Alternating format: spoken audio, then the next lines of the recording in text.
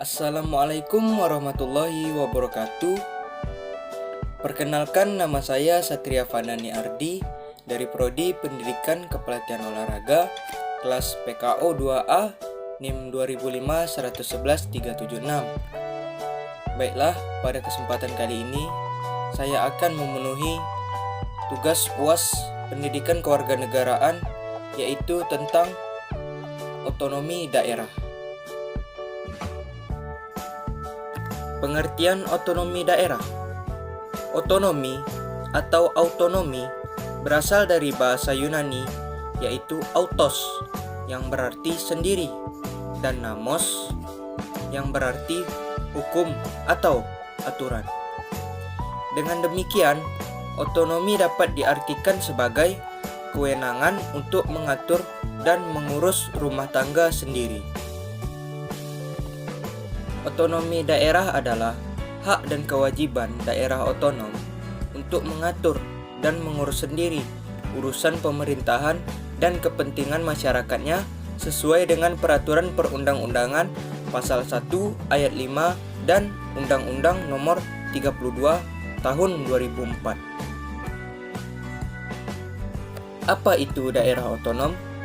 Daerah otonom adalah kesatuan masyarakat hukum yang mempunyai batas-batas wilayah yang berwenang mengatur dan mengurus urusan pemerintahan dan kepentingan masyarakat setempat menurut prakarsa sendiri berdasarkan aspirasi masyarakat dalam sistem negara kesatuan Republik Indonesia.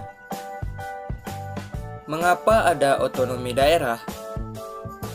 Sebagai wujud adanya perubahan paradigma dalam pelaksanaan pemerintahan di Indonesia yang selama ini atau sebelum era reformasi bersifat sentralik telah tidak sesuai lagi dengan tuntutan kehidupan masyarakat Indonesia saat ini. Landasan hukum otonomi daerah.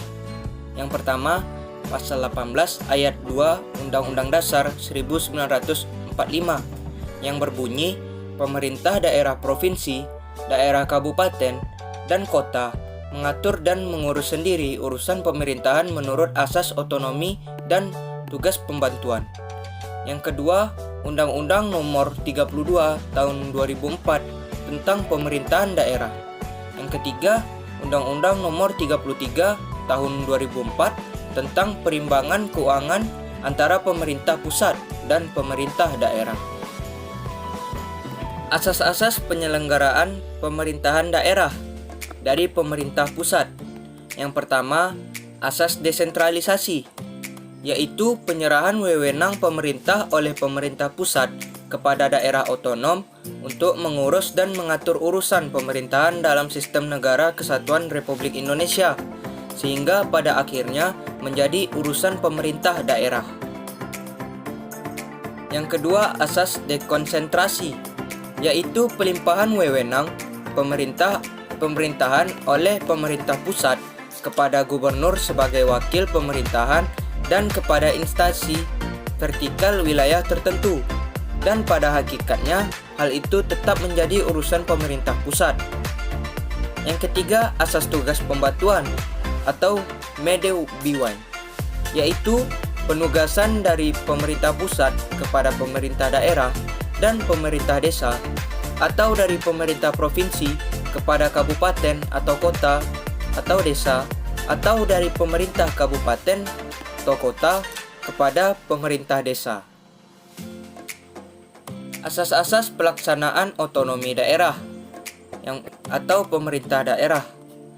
Yang pertama, otonomi luas, yaitu kekuasaan daerah untuk menyelenggarakan pemerintahan yang mencakup kewenangan semua bidang, kecuali kewenangan yang oleh undang-undang ditetapkan tidak menjadi wewenang pemerintah daerah.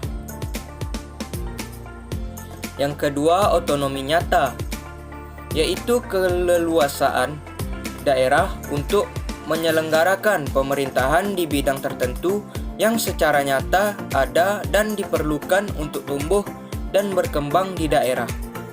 Yang ketiga, otonomi yang bertanggung jawab, yaitu perwujudan pertanggungjawaban sebagai konsekuensi pemberian hak dan kewenangan kepada daerah sebagai wujud tugas dan kewajiban daerah dalam mencapai tujuan otonomi.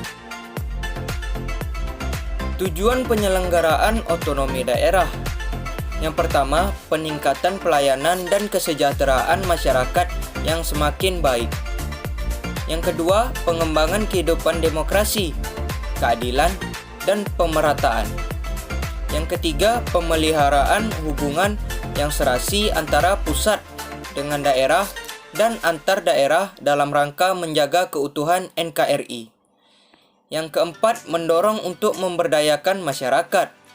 Yang kelima, menumbuhkan prakarsa dan kreativitas, meningkatkan peran serta masyarakat, dan mengembangkan peran dan fungsi DPRD.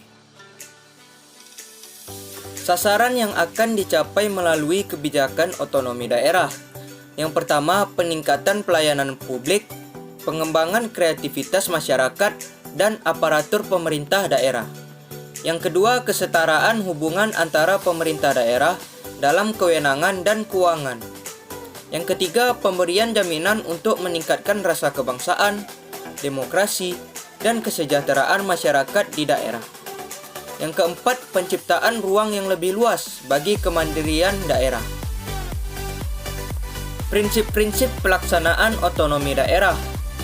Yang pertama, memperhatikan aspek demokrasi, keadilan, pemerataan, potensi, dan keragaman daerah.